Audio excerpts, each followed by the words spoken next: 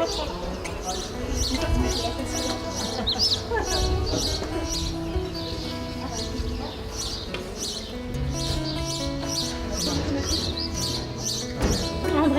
bonjour.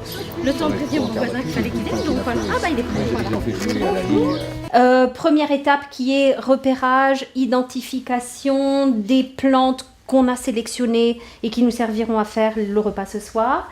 Jean-Paul vous montrera avec quelles autres plantes on pourrait éventuellement les confondre et de façon à être à peu près sûr d'identifier la bonne plante. Vous mettrez le cap sur le chalet d'Ambre vers 15h30, 16h au plus tard. Je vous accueille avec un petit thé, on se pose, on discute un peu et puis après, en cuisine, tout le monde au taf.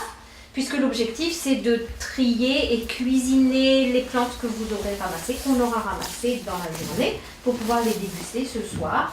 Donc, j'ai noté toutes ces recettes sous une forme normalisée. C'est une fiche que vous verrez là, dans laquelle il y a le nom de la plante, le nom français, le nom latin. Vous avez une rapide description, vous avez une photo. Vous avez le type de recette que l'on fait avec, cette recette qui est décrite. Alors voilà. Par exemple, apéritif, biscuit, mise en bouche, pain, ainsi de suite. Là, c'est un pâté. Et vous avez la période de récolte en dessous.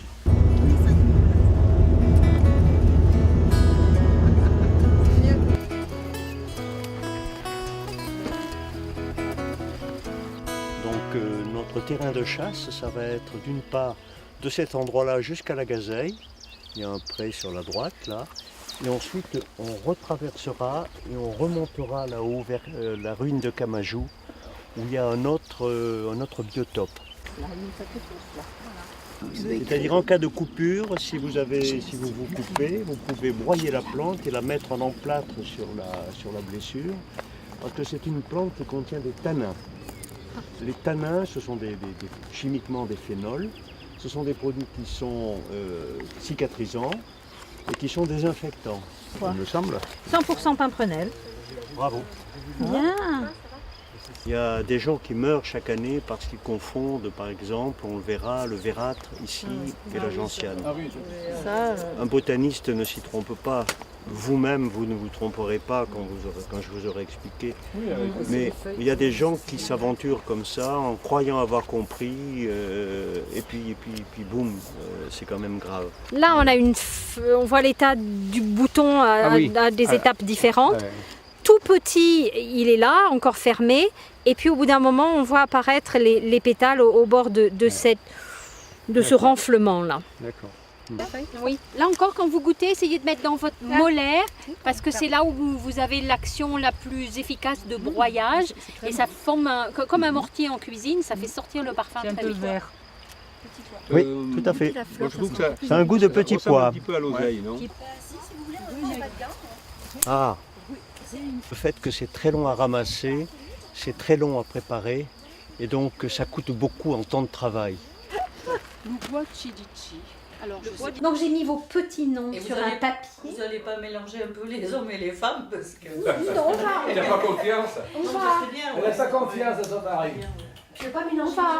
Non, on va faire confiance au sort et au hasard. Le sort. Et vous ferez en sorte que le sort ne fasse pas dire la vérité aux femmes qui pensent que les hommes ne savent pas faire la cuisine. Voilà, J'ai pas dit ça. La renouée.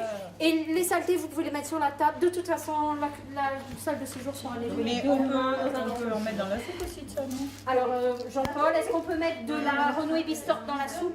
On va sans doute être amené à en mettre parce qu'on n'a pas énormément d'ortie. Ouais, moi je fais Et c'est bien vrai que ça. ça ne tue pas, mais ça fait fuir. Vous avez demi-heure, d'accord, fromage confiture. Et les plantes, donc on a ça. Mais dans les On a des La orties. barbarie qu'on n'a pas. Ah d'accord, bon, ben le foie. Donc ça fera un... Allez, Vous l'avez plus blancheur. seulement pour égoutter, ça va pas suffire, ça si.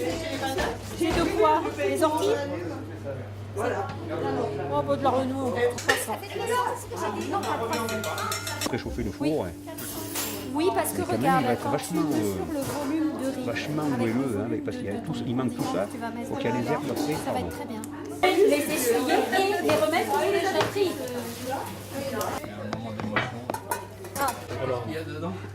La consude de la réponse et du Kenopod. C'est ça, je crois. Vous avez, non ? Non, qui sont en vacances.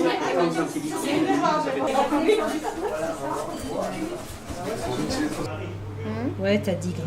10 grammes de riz. Donc il faut 200 grammes de préparation de riz. C'est pas trop fort. Moi, j'aime pas une Les enfants, plus que moi. Bon, Ah oui. des fois, les jeunes, ils disent J'ai deux garçons. oui. Ah mais c'est cuit. C'est bon? C'est cuit? Oh, regardez quand même.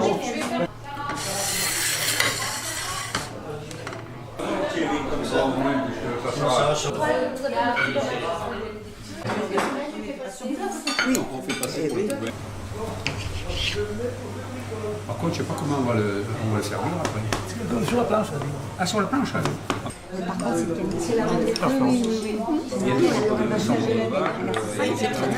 Comme il y avait de l'amiante, C'est vraiment top. Hein. Ça fait un peu caramélisé. C'est délicieux. C'est hyper bon.